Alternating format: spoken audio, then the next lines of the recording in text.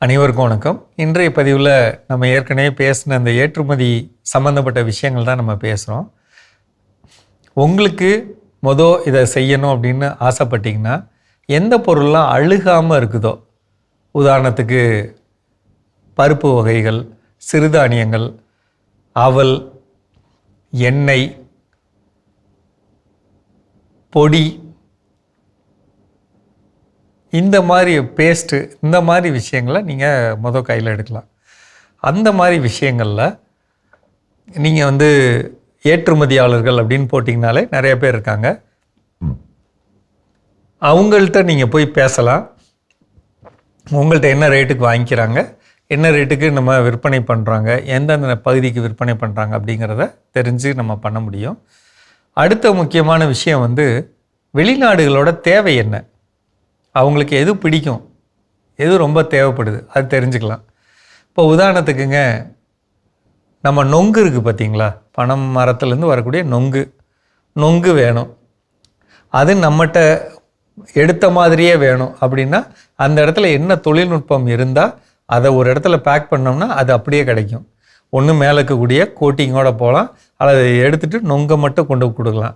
அல்லது அதுவும் கெட்டு போகும் அப்படின்னு உங்களுக்கு தோணுச்சுன்னா அதை எடுத்துகிட்டு சின்ன சின்னதாக நறுக்கி ஒரு பாயாசமாக பண்ணி அதை அனுப்பலாம். அது எப்படினாலும் அவங்களுக்கு அந்த பொருள் வேணும், அதை எப்படி கொடுக்கலாம் அப்படின்னு பார்க்கலாம்.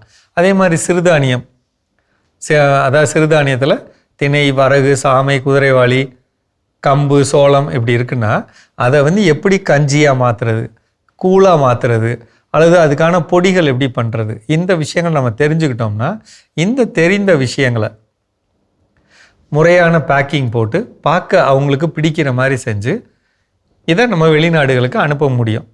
ஒரு விஷயத்தை நம்ம யோசிக்க நம்ம நெருங்கிடுவோம். அவநம்பிக்கை இருக்கக்கூடாதுங்க. ஒரு சில விஷயங்களில் ஒரு சில ஏஜென்சிஸ் இருக்காங்க.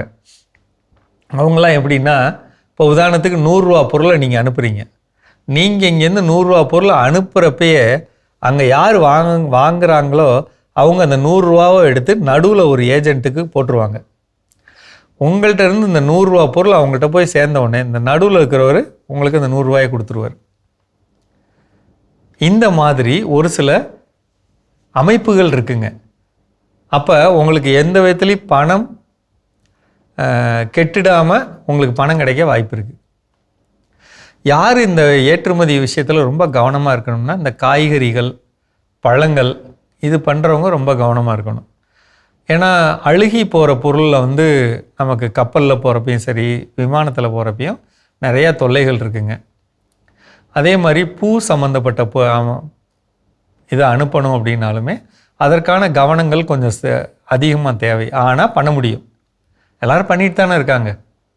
உதாரணத்துக்கு சொல்கிறேங்க, மதுரையை சுற்றி 5லேருந்து 6 மல்லிகை பூவை வெளிநாடுகளுக்கு தினசரி துபாய்க்கும், சிங்கப்பூருக்கும், இதுக்கு லண்டனுக்கும் அனுப்புறதுக்கு கம்பெனிகள் இருக்குது.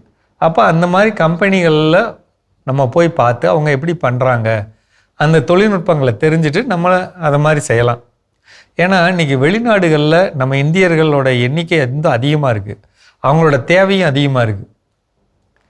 நம்ம கொடுக்க வேண்டியது நம்முடைய கடமை. அப்படி இல்லாதனால என்ன ஆகும்னா, அங்கே இருக்கிறவங்க என்ன பண்ணுறாங்கன்னா, எது கிடைக்குதோ அதை விற்பனை பண்ணுறாங்க.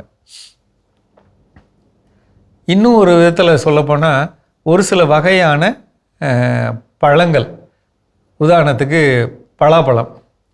இப்போ இந்த பலாப்பழத்தை எந்த நாடுகள் விரும்புது, எந்த நாடுகளுக்கு ஏற்றுமதியாக வாய்ப்பு இருக்குது அப்படின்னு தெரிஞ்சுட்டு அதில் இப்போ உதாரணத்துக்குங்க, பண்ருட்டியிலே அதிக இனிப்புத்தன்மை உள்ள சாக்லேட் பழான்னு சொல்லக்கூடிய வகை மரங்கள்லாம் இருக்குது. மொத்தமே 10 மரமோ என்னமோ இருக்குதுன்னு சொல்கிறாங்க. அந்த மாதிரி மரங்கள். அதுக்கு அடுத்து பிரிக்ஸுன்னு சொல்லுவாங்க, BRIX, பிரிக்ஸ் அப்படின்னா என்ன அர்த்தம்னா அதில் இருக்கக்கூடிய சர்க்கரையோட அளவு. இப்போ நம்ம நார்மலாக சாப்பிட்றது 18ங்க, அந்த சாக்லேட்டுங்கிறது 42. நம்ம 42 வேணாம், ஒரு 33 இருக்கிற மாதிரி என்ன இருக்கோ அதை நம்ம எப்படி ஏற்றுமதி பண்ண போகிறோம். அப்போ அதோடைய தரம் தெரிந்து அது ஏற்றுமதி பண்ணுறது அப்படிங்கிறது நிறைய பேர் பண்ணிகிட்ருக்காங்க. நீங்கள் வந்து இதை நான் இந்த பேச்சை பேசுகிறப்போ உங்கள் மனசுக்கு என்ன தோணும்னா, இது கண்டிப்பாக என்னால் முடியுமா அப்படின்னு நினைப்பீங்க. இன்றைக்கும் அது ஏற்றுமதி பண்ணிக்கிட்டு இருக்காங்க. அதனால் ஏற்றுமதி சார்ந்த விஷயங்களை நம்ம தெரிஞ்சுக்க வேண்டியது என்னென்னா, நம்மளுக்கு ஒரு விஷயம் தெரியணும். தெரிஞ்சால் போதுங்க, கண்டிப்பாக ஜெயிக்கலாம். சரிங்களா? சந்தேகங்கள் இருந்தால் கீழே நம்பரில் கேளுங்க, நம்ம இது குறித்து பேசுவோம். மீண்டும் சந்திப்போம்.